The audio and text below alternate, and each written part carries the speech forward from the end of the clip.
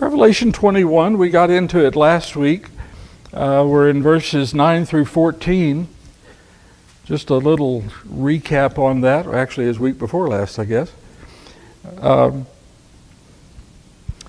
One of those seven ministering spirits that had previously come to John comes to him again and says, I'm going to take you up in your spirit to show you the bride of Christ, the wife of the Lamb. And instead of showing him the bride of Christ, actually shows him a panoramic view of the city.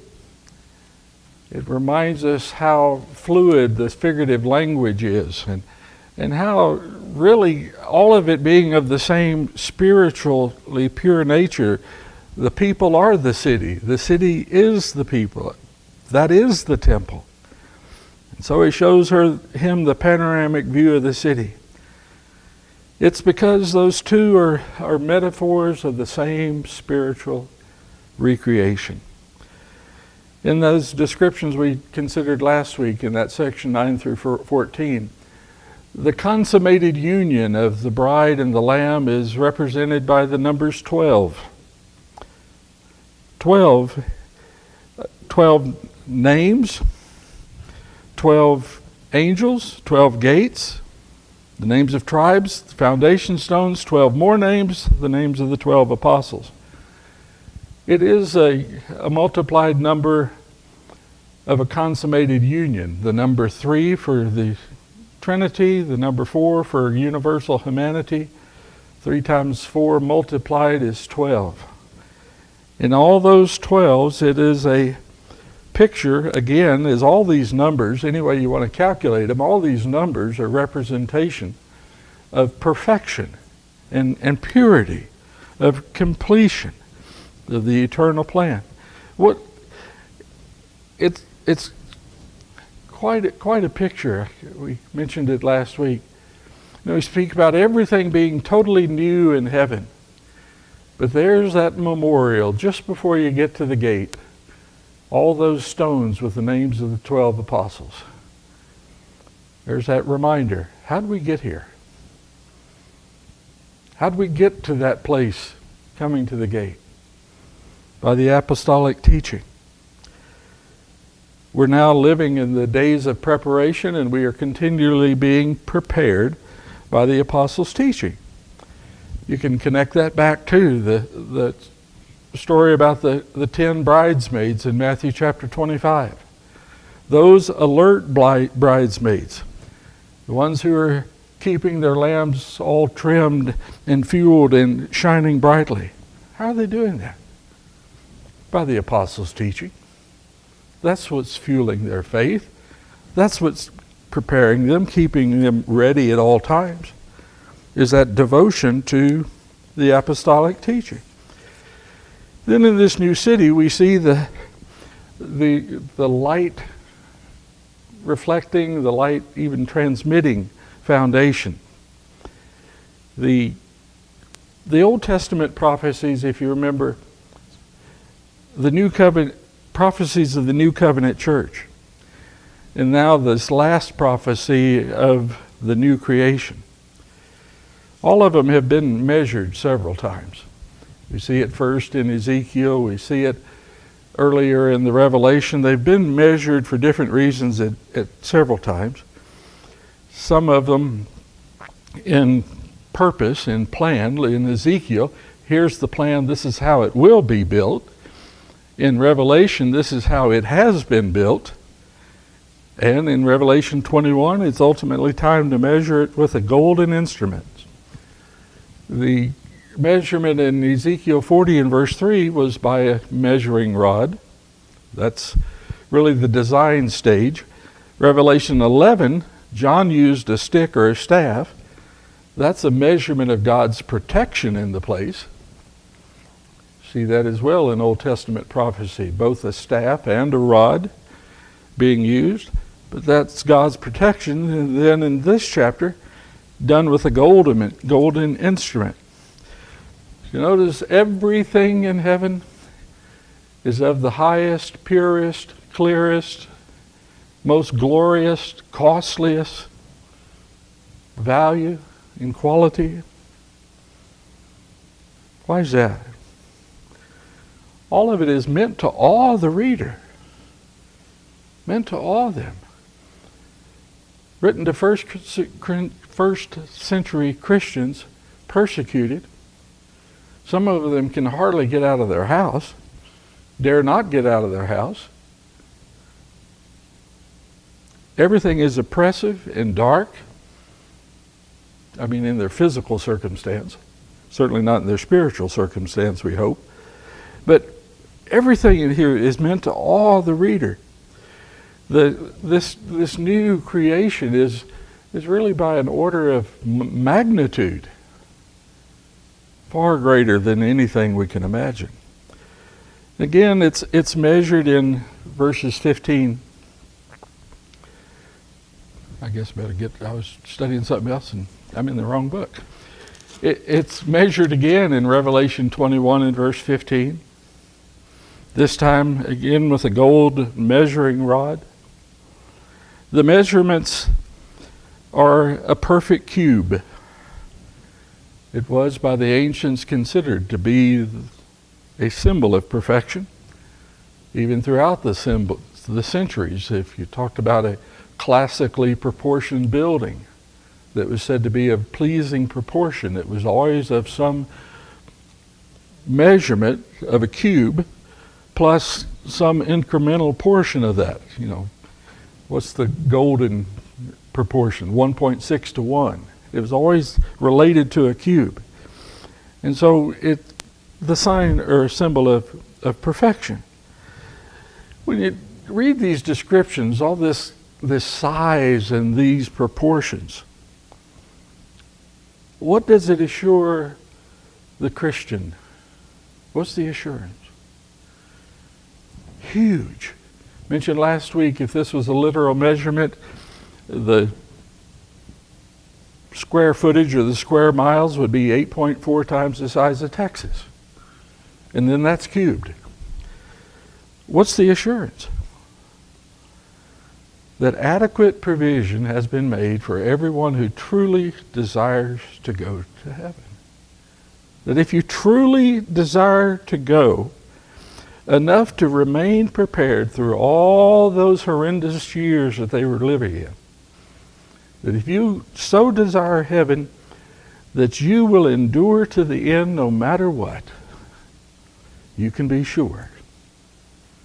Just as Jesus said, I have gone to prepare a place for you, and it's not only adequate, it's infinite. Infinite proportion, or infinite measure. And so, think about how that changed. I was thinking back to Genesis 7. There was an ark. Now that ark was big enough to provide everything needed for life for a limited amount of physical time. This is everything needed and beyond for eternal spiritual life. Everything about this is infinite. Why 1,500? Why 1,500? Again, it's the way of the symbol of numbers. 3 for humanity times 5 for perfection equals 15. Then times 10 times 10. Not just complete, but more than complete. And then all of that is cubed. Perfection. And an endless supply. In verse 17. And he measured its wall. Now this is one place where the New American Standard goes a little haywire. New American Standard says 72 yards. But that doesn't fit the symbolism of the rest of it. And he measured its wall 144 cubits. That again stays with the 12. The 12 squared is 144. According to human measurements, also angelic measurement. Meaning it's just a term relatable to the people. They can understand. They can picture this. But can you picture 144 cubits thick to contain all that volume?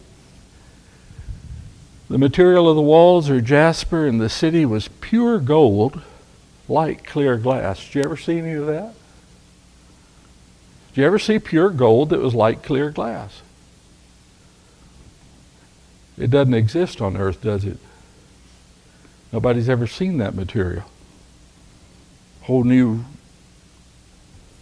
quality that is all that precious. So very precious and so very clear.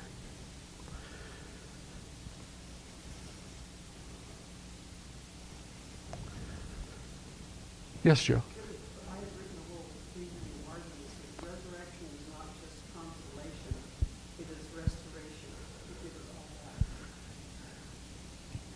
Absolutely. And yeah, that's the point. And then some. Glad you put that in. That's why it's described this way. It's the closest you can get to words that are fathomable by man to impress upon them that this is far better than you can imagine. Talk about getting it all back, And think about it. What's it say about our God? The one we sinned against, who provided for our foundation, for our salvation, is then, in addition to our salvation, given us all that? Amazing. Amazing.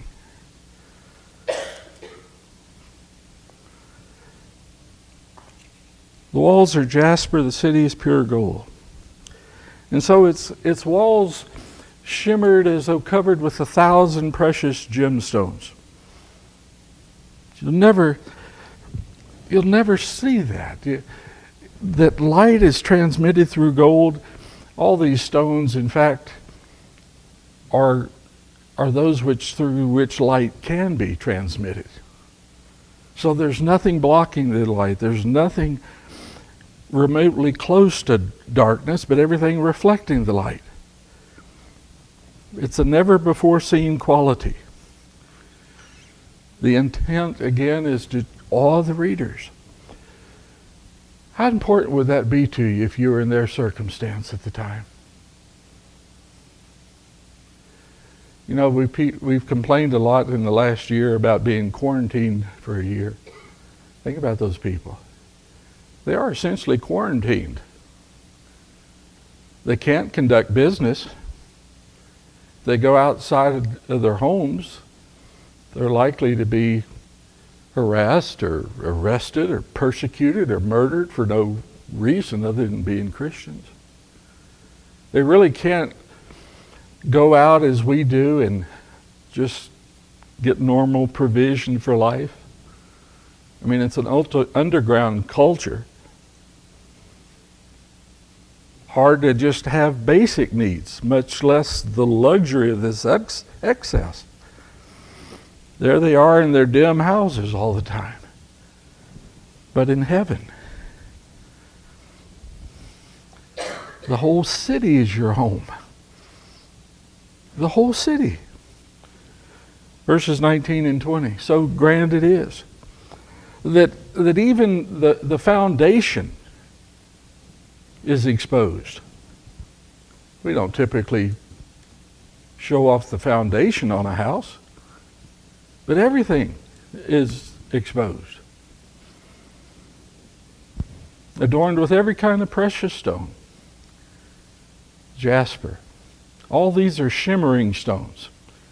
The second sapphire, the third chalcedony, the fourth emerald, the fifth sardonyx, the sixth sardius, the seventh chrysolite, the eighth beryl, the ninth topaz, the 10th chrysoprase, the 11th jacinth, and the 12th amethyst. A rainbow of color, all of it sparkling, radiant in the light. Again, it's an extravagant, over-the-top display. So grand it is. I was thinking about this. Think about in the Bible, there are several times when man is commanded to build a tabernacle or a temple for God. And it was always very precise instruction. The finest quality, the finest skill to produce it. But none of that compares to this, does it? What God has built for us is far greater than he ever demanded us to build for him. Infinitely greater. On the other hand, compare what's described here to the harlot in Revelation 17 and verse 1. That trashy, cheap, costume, jewelry harlot. And she and all her trappings have been destroyed. But this is never destroyed. Then we come to the point of how we enter. How we enter, verse 21. And the 12 gates were 12 pearls. Each one of the gates was a single pearl. And the street of the city was pure gold, like transparent glass.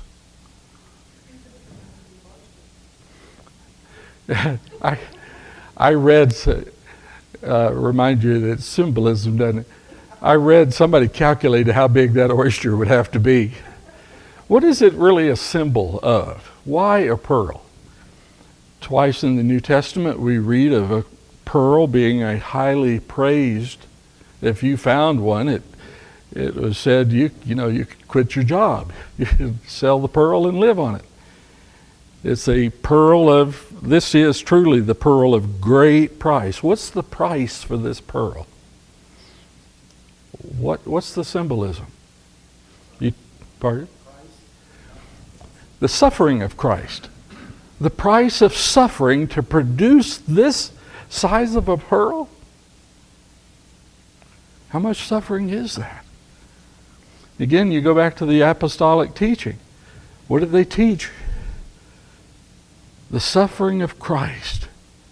And the Christians sharing in the suffering of Christ. First Christ's suffering, the apostles' suffering, likewise the Christians sharing in that suffering. So picture you're coming to the gate. There's that reminder.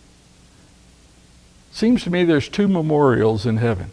The names of the 12 apostles and these pearls. How'd you get here? Through the teaching and through suffering. Yeah. It goes back to whenever the children of Israel left Egypt and they crossed the Red Sea, he told the head of the tribe to get stones, and they had 12 stones to set up as a memorial. Often, God tells them to do that, to set up something as a memorial. Either a stack of stones or an altar, sometimes just a jar or something. I counted one time how many memorials were. I lost count, I think around 28. I mean, they're throughout the Bible. Always these things to bring to your remembrance. Then having passed through the gate, verse 22. Here he is in spirit. He's been taken up to this mountaintop, and the angel is showing him what it will be like, as close as he can say it. Verse 22, I saw no temple in it. For the Lord God the Almighty and the Lamb are its temple. The city has no need of the sun or of the moon to shine on it, for the glory of God has illumined it, and its lamp is the Lamb. The nations will walk by its light, and the kings of the earth will bring their glory into it. Let me just stop there for a minute. Having passed through the gate, no physical structure there, because the entire heaven is, it's all one and the same picture. The Lamb, the light, the people, the city, the temple, all of it in excessive glory and purity. Saying there's no temple is again evidence of the changing nature of symbolic language. Now, you can't force a meaning in one chapter to mean the same thing here. Because Revelation 7 verse 15 says, the victorious will serve the Lord in his temple. Here there isn't one.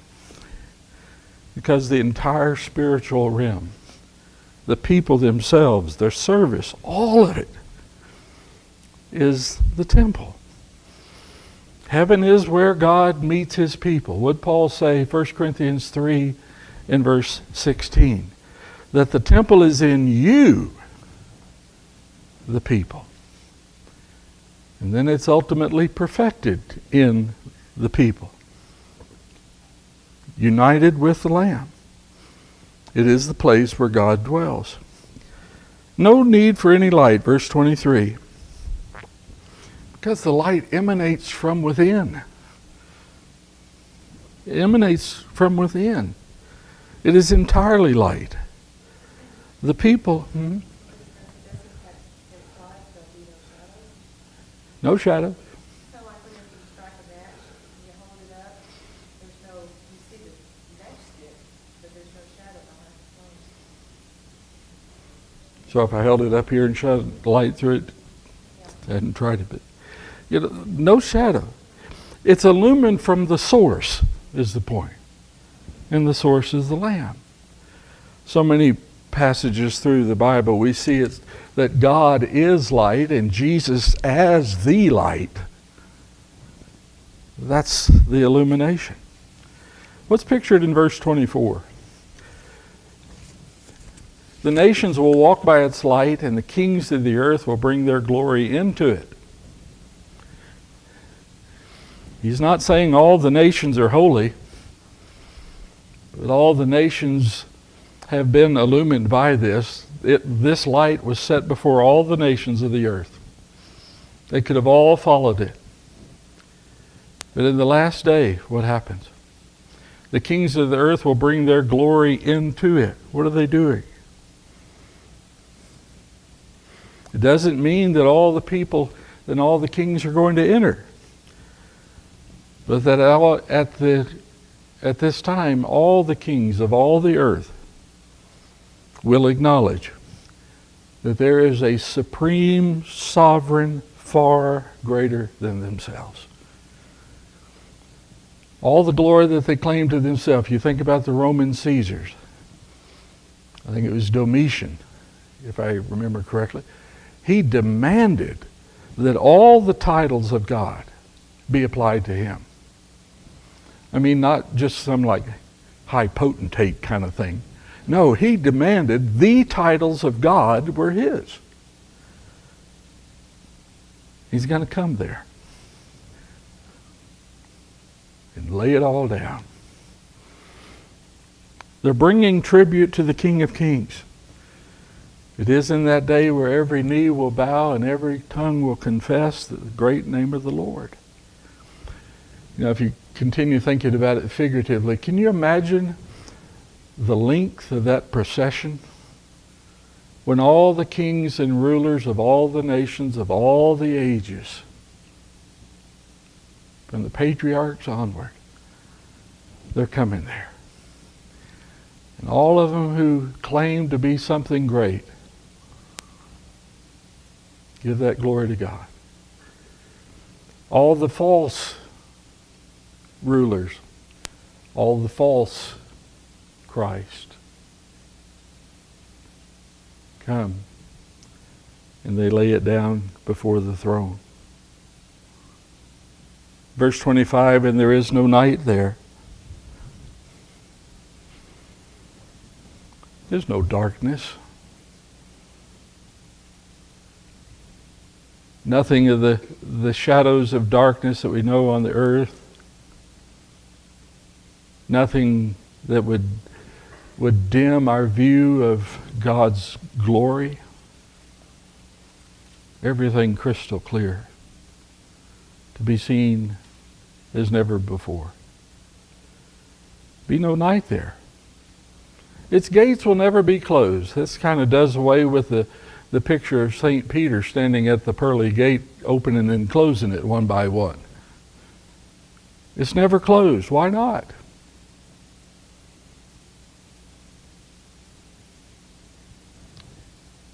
Anyone evil has already been cast far away from the presence of God. They're nowhere. No one evil will enter there.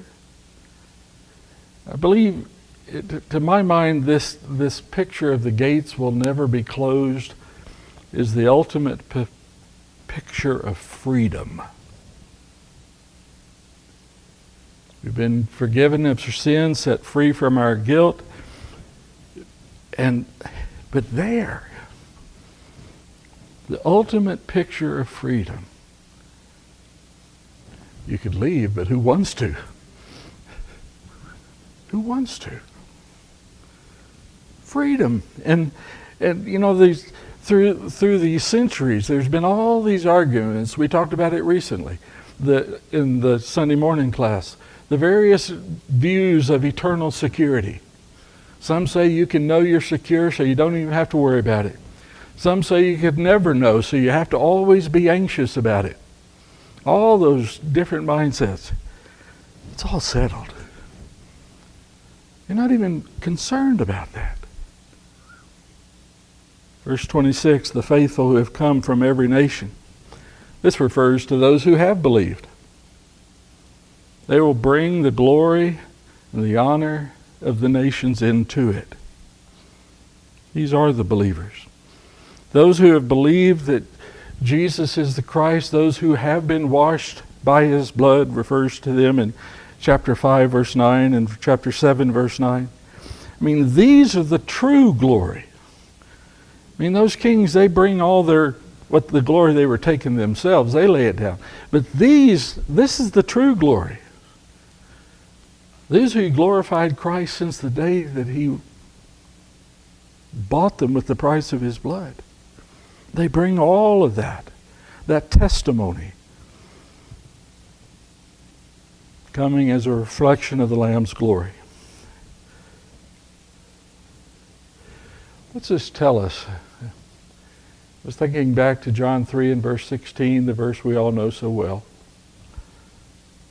God so loved the world that he gave his Son, that all who would believe in him shall not perish, but have eternal life. And some say that means everybody will be saved. What's this tell us, Jeff? Is that what it says? It's telling us that God cannot and he will not at last conclude to save everybody anyway. I find it amazing that this late in the book, there's still that to be recalled.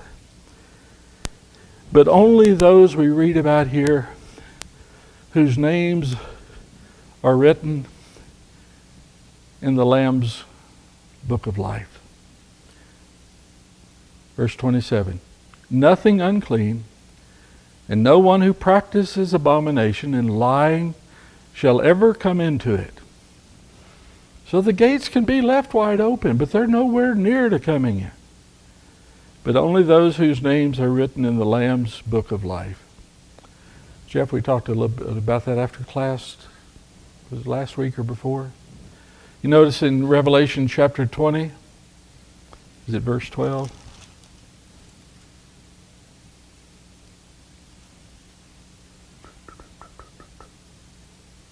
Where's the mention of the books in Revelation 20? Yeah, verse 12. There's one book, the Lamb's Book of Life. How many books are there besides that? You get the picture that there's volumes of many books for those who do not belong to the Lamb. Get the picture that, for those whose names are in the books, those whose place is in heaven, it doesn't take long to go, well done, well done, well done, well done. But for the rest of them, let's open the books. He mentions there the liars and the idolaters, nothing unclean, those who practice abomination, all these. Let's open the books. How many charges are there against you? Oh, lying. Hundreds of charges. Immorality, thousands of charges.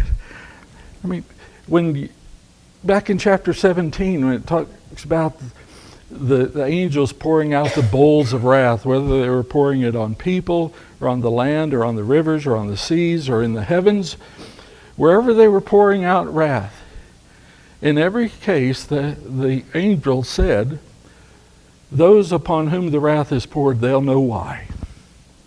You'll understand that God's judgments are perfect and just and righteous, and everybody will know why. It's in the book. I always had this imagery online, that there was this video tape that you could play, and all the bad things that were going to take place. Well, that's the 21st century version of this, I guess. Still, that idea of having all of that exposed, but we don't have to be anxious about it because we're walking in the light where the Christ is washing us clean all the time. But people are not going to get by with secret things because God knows our heart. Can you imagine hearing all that read?